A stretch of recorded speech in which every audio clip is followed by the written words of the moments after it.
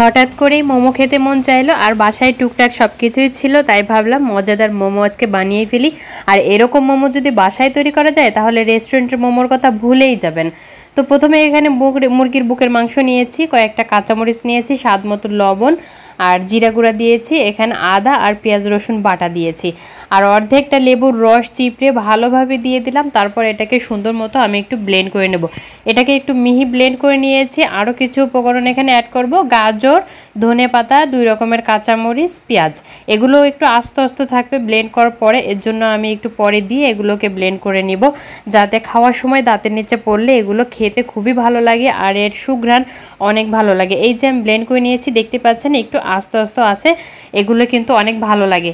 তো আমি চলে যাচ্ছি অন্য একটি স্টেপে। এখানে আমি ময়দা, কর্নফ্লাওয়ার, লবণ আর ঠান্ডা পানি ভালোভাবে একসাথে একটা ডো মতো করে রেখেছিলাম, সেটাই ভালো করে এখন মেখে নিয়েছি। তারপরে বেলে এখন এই যে রুটির মতো করে নিয়েছি, এখন মোমোর শেপ দিয়ে নিব আপনাদের ইচ্ছা মতো। আমি যেহেতু পারি না খুব একটা মোমোর শেপ দিতে, তাই মন মতো করেই দিয়ে নিলাম।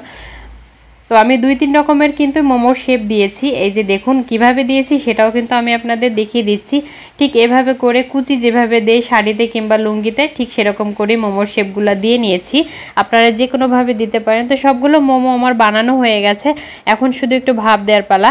তো আমি আজকে কড়াইতে ভাপ দিব, আপনারা চাইলে কিন্তু রাইস কুকারেও ভাপ দিতে পারবেন। কড়াইতে কয়েকটা মোমো দিয়ে তারপরে একটু পানি দিয়েছি আর ভালো করে ঢেকে দিয়েছি, ঢাকনার ছিদ্রটা বন্ধ করে দিয়েছি। পানিগুলো শুকিয়ে তারপর এরকম তলায় যখন হালকা লেগে লেগে আসবে তখন এগুলোকে আমি উঠিয়ে নিব।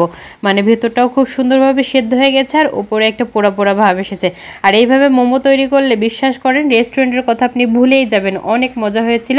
চাইলে মোমোর সস বানিয়ে নিতে পারেন। আমি এখানে ধনিয়া পাতা দিয়ে চাটনি বানিয়ে নিয়েছি আর টমেটো সস নিয়েছিলাম, খেতে ভীষণ মজা হয়েছিল।